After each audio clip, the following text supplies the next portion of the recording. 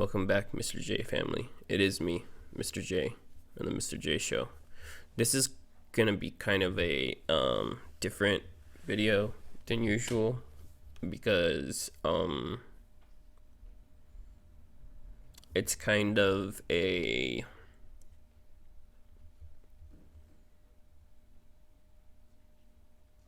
way to explain what goes on in my head, as far as like Aspergers and all that shit.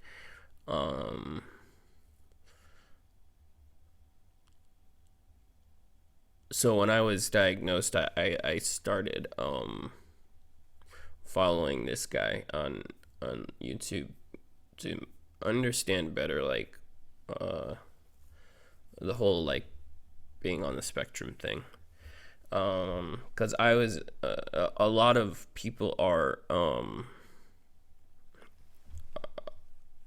it's not caught during their childhood, so there's a lot of adults being diagnosed, so he's really helped me. And so I wanted to help spread the word about, maybe you have someone that that is a little funny, but there might be a reason. So this is called Asperger's in Adults, 9 ways for you to spot the symptoms. Obviously I don't need to watch this. This is for educational purposes for y'all, so you understand kind of how my mind works.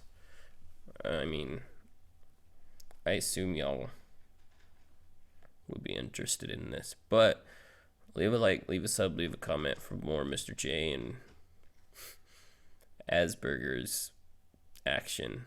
That sounds weird saying it. So, like always, let's get it.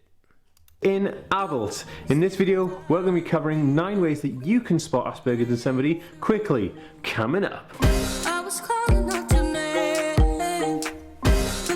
Hey, I'm Dan. I have Asperger's syndrome, ADHD, OCD, and dyslexia. I make weekly videos on the subject. So I also have all those things.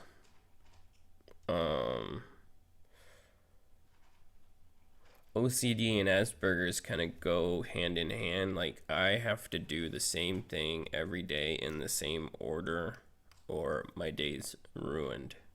Even making this YouTube channel, I've had to adjust my schedules to, in the morning, reply to all the comments, read and reply to all the comments. I've had to make time in my schedule to make and edit the videos and upload them, and so I've had to shift things around, because there are certain things that I have to do, or else I just want the day's ruined if I don't do certain things in a certain way.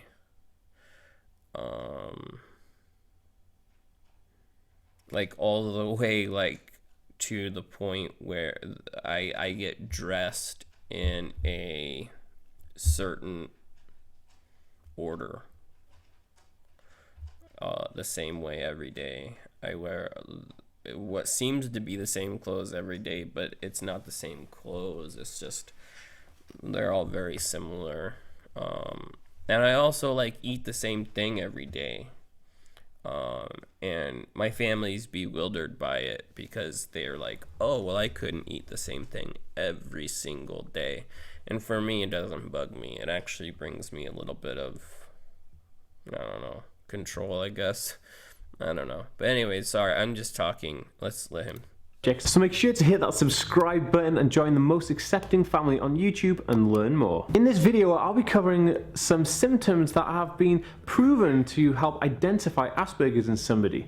Hey everyone, welcome back to the Aspie world, where we understand autism from an autistic person's point of view. And so before we get into the video, I just want to ask you guys a quick question, and I would love to know what your background is. If you're a parent or partner or in the field, let me know in the comments below, just because I'd love to start that conversation with you. Okay, so let's get started. Number 1, people with Asperger's syndrome will find social situations very confusing, and they won't really understand a lot of the social cues, where typically people understand body language a lot more with social cues like whose turn it is to talk next, when to finish talking, how long to talk for, what the boundaries are in that conversation. This is true. Um, uh, we don't pick up on social cues, and we tend to interrupt a lot because we don't, like he said, we don't know, or we do. I don't know how to explain it. Like we tend to interrupt a lot because, like he said, we don't really know when we don't pick up on the social cues that basically signal to regular people that, oh, it's your turn to talk, oh, it's this other person's turn to talk. Now, since this is very close to me, like, I'm gonna be talking a lot, so if you want to just like get through what I'm saying and watch him talk, then just fast forward through this. I don't care. But yeah, we tend to talk and talk and talk and talk and not really give anyone else the chance to speak, or we interrupt because we don't see the social cues. And things like that. But people with Asperger syndrome just sometimes don't have that ability, and this is one way to identify it, and it's super common within people with Asperger syndrome. I myself suffer from this issue as well. So social situations can be very confusing, and because of that, I kind of tend to ignore and isolate myself from social situations. I don't want to get involved, and I avoid them like the plague. Me too. I always tell people I'm the kind of person that I don't bug no one, and I don't like to be bugged. And it's not that I'm not um it's not that I'm antisocial or anything. It's just social situations are stressful for me. So I just avoid them.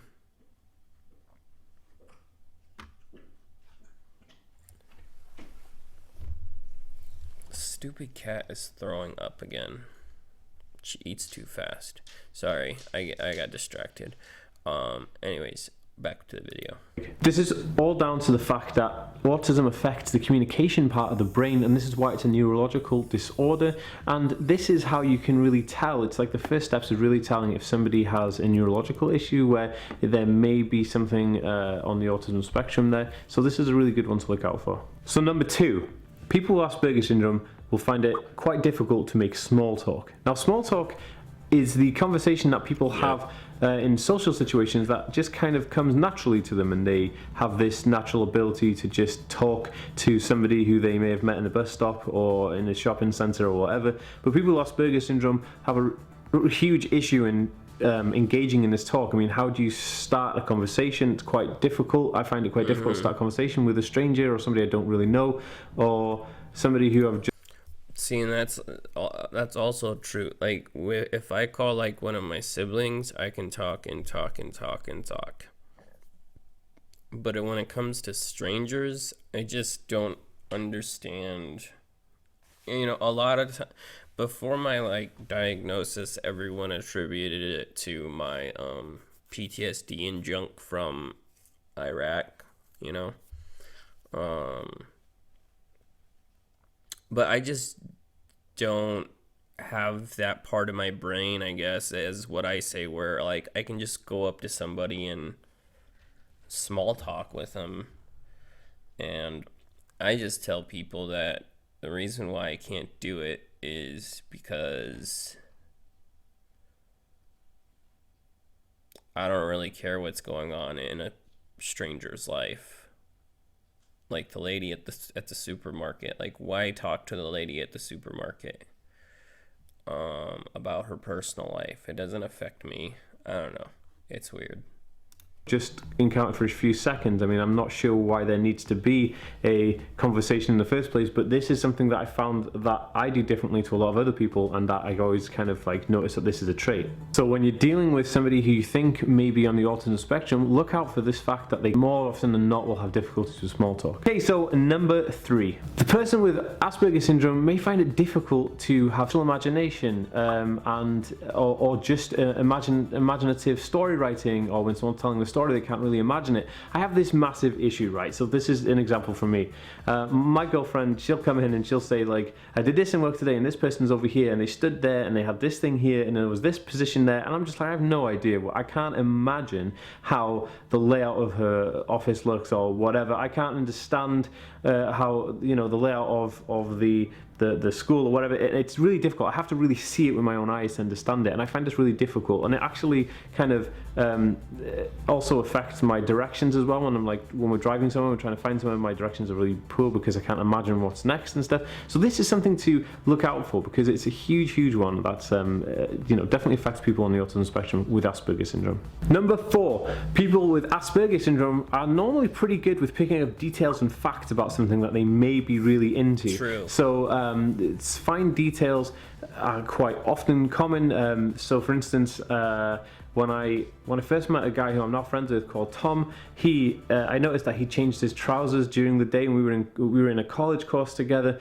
and halfway through the day he changed his trousers or his hoodie, and I'd always noticed that he changed his clothes, and I'd always say to him like, hey, you know, you're changing your clothes. Or like when somebody does something quite minor, like they maybe change their hair halfway through the day, I'll notice that the change is there. And so those small details are really interesting, because a lot of people just ignore them and they don't really realize them, but people with Asperger syndrome really find those fine details and are good with facts. Like, I love learning about facts, and I always retain information about facts. I don't know why, but I find this fascinating. But people on the autism spectrum definitely retain these facts, especially with Asperger syndrome. It's a crucial one to look out for. Now, number 5 is social imagination, or trying to understand what the other person is thinking. So people with Asperger syndrome have an issue with figuring out how the other person feels, or how another person, you know, what they may be thinking. So, for instance, I was talking to somebody about a topic, and that topic upset them. I wouldn't really notice that it upset them. I'd have to wait for them to tell me,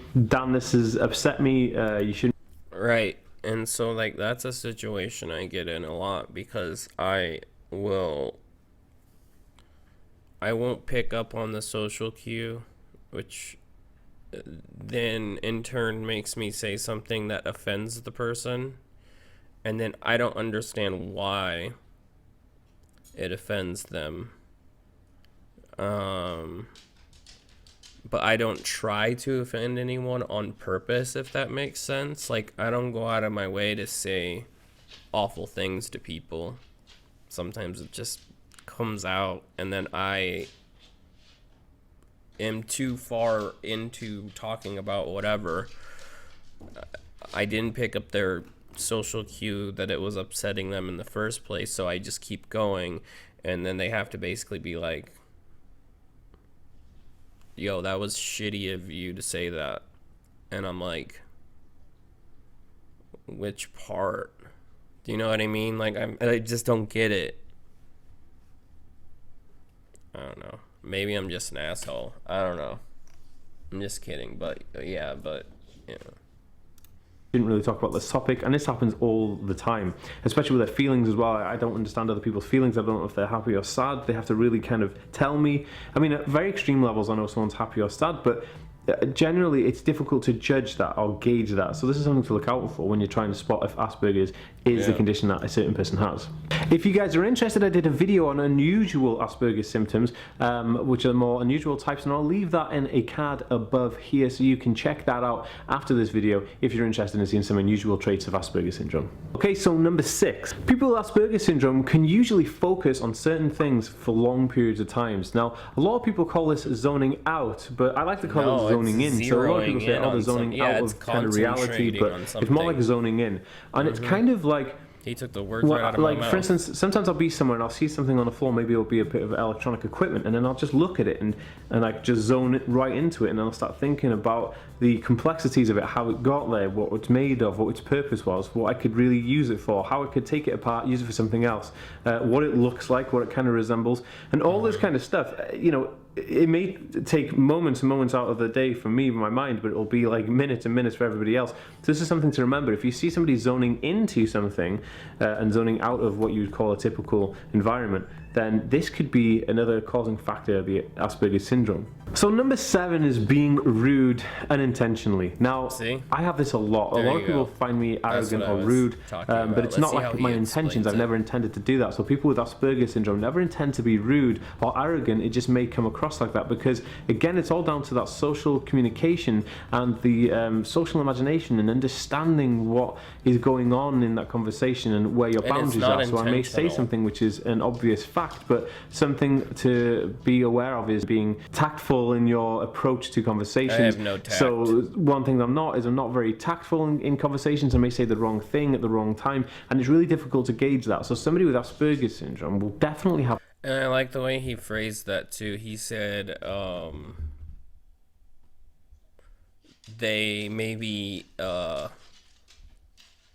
they may be facts, but they still might be hurtful. Because yeah, you know that old saying, facts don't care about your feelings. Those type issues, thing. trying to really pinpoint the right things to say at the right times. Okay, number 8 is strong, narrow interests. Now, people with Asperger's syndrome, everybody I know Yep. on the spectrum, and I know loads of people now thanks to YouTube, we all have the narrow, specific interest. Like, my specific interest is like UFO conspiracy theories, and I know like as much as I can get my hands on. I buy books on it, and then I just like overindulge in it, and I just love learning about it, and it's like I just love focusing in on it. It's almost like my relaxation in a way. But people with Asperger's syndrome may have a specific topic that they're really into, and it could be anything. It could just be, you know, it could be a movie star, it could be learning about movies, it could be anime, it could be Pokemon, it could be absolutely anything. But if you notice that they have an obsessive, unusual, or typical but obsessive focus on an interest and know a lot about it, like a hyper focus, then this could be a causing factor, again, due to Asperger's syndrome. Yes, I have this, and on top of being able to retain facts about things really fast, and my siblings give me like new things to learn. Like they'll be like, try to learn the piano in like a year, or try to learn this and try to learn that. And more often than not, I'm able to, because I'm able to, if it's something I really enjoyed to do, then I catch on fast and I obsessively practice it. That's why I upload so many videos, because I enjoy doing it. You know, but that's why I have tons of, you know, collections of different things. That's why I'm a musician, I'm a photographer, I'm this and that. It's because I have like so many skills that I've learned because of my, it's not a disability. I don't call it a disability, but because of my condition, I'm able to pick up things really fast, especially if it's something I enjoy doing.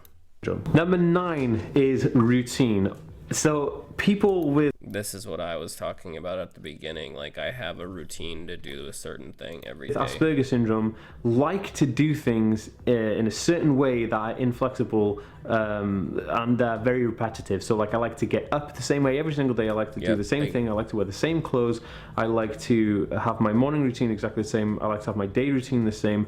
And when we go anywhere, I like to plan out what we're doing and have that routine in place, because those things make me feel calmer, make me feel Right, and see, people think that's so weird about me. It's like, I want everything planned out. If you want me to do something, if you want me to go somewhere and come out of my routine, I want it all planned out. None of this last minute, like, I tell people I don't do spontaneity, because I have to plan it all out. It's the only way it makes sense in my head. feel more secure and safe. And Not without my them, family, they get it, but it would cause a other people. meltdown or an outburst, and it would just seriously upset me. And so people on the autism spectrum, especially Asperger syndrome, love routine and certain rigid, inflexible patterns.